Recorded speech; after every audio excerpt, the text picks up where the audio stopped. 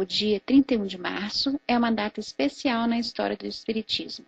Foi neste dia que ocorreu o primeiro diálogo entre as irmãs Fox e o espírito de uma pessoa que tinha sido assassinada 5 anos antes na casa em que eles moravam, numa pequena cidade do estado de Nova York chamada Hydesville, nos Estados Unidos da América do Norte.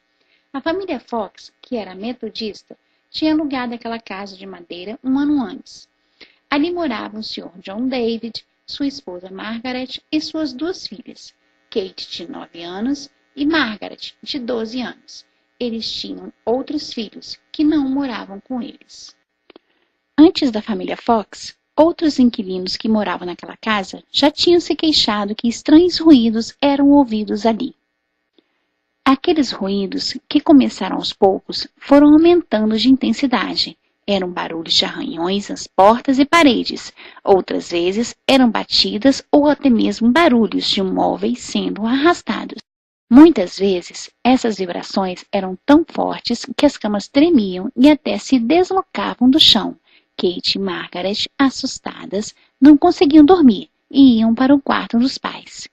Kate, a mais nova, teve uma ideia: desafiar aquela força invisível, começando a dialogar com ela. Batendo palmas, falou: "Senhor Pé Rachado, faça o que eu faço." Imediatamente, ela ouviu o mesmo número de batidas. Kate continuou: "Agora faça exatamente como eu. Conte 1, 2, 3, 4 e bateu palmas. As batidas foram exatamente iguais. A senhora Fox então passou a fazer perguntas. Pediu ao desconhecido para dizer a idade de suas filhas e a resposta do número de batidas foi correta. Estabeleceram então uma espécie de comunicação com o espírito, criando um alfabeto do tipo telegrafia espiritual. Descobriram então que este espírito comunicante, que tinha sido um vendedor ambulante de nome Charles Rosman, tinha sido assassinado a golpes de facada há 5 anos por uma pessoa chamada Sr. Bell, que na época habitava aquela casa. Foram feitas escavações no local indicado e acharam alguns ossos e cabelos humanos. 56 anos mais tarde, foi encontrado próximo ao local, embaixo da parede, o esqueleto completo com uma lata do mascate, provando que o corpo tinha sido removido de um lugar para o outro, com medo de ser descoberto.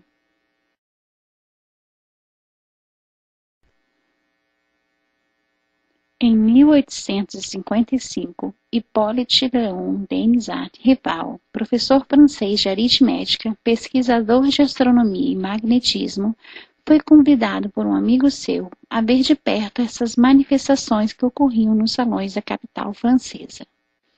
Rival tinha então 51 anos e já ouvira sobre o assunto das mesas girantes e não entendia bem o que estava acontecendo.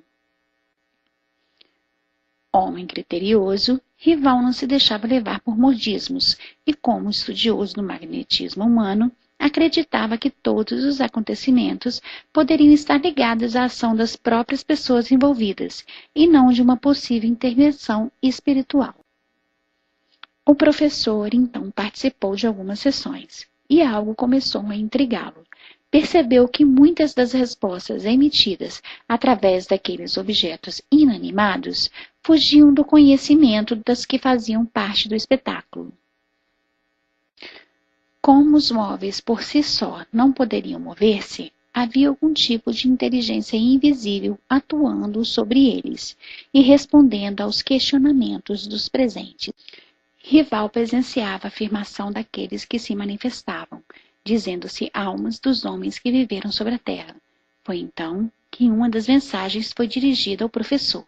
Um ser invisível disse-lhe ser um espírito chamado Verdade, e que ele, Rival, tinha uma missão a desenvolver, que seria a codificação de uma nova doutrina. Atento aos dizeres do espírito e depois de muitos questionamentos à entidade, pois não era um homem de impressionar-se com elogios, resolveu aceitar a tarefa que lhe fora incumbida.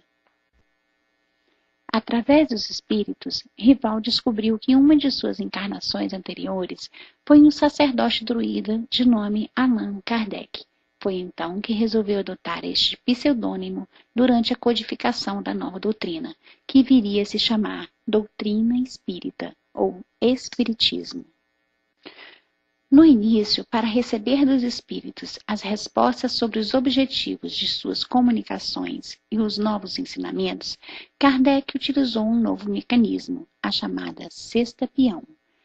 Nas bordas das cestas, os médiuns, pessoas com capacidade de receber mais ostensivamente a influência dos espíritos, colocavam suas mãos e, através de movimentos involuntários, as frases-respostas iam se formando.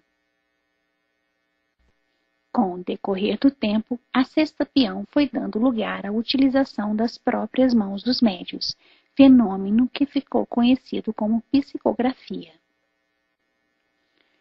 Todas as perguntas e respostas feitas por Kardec aos espíritos eram revisadas e analisadas várias vezes, dentro do bom senso necessário para tal.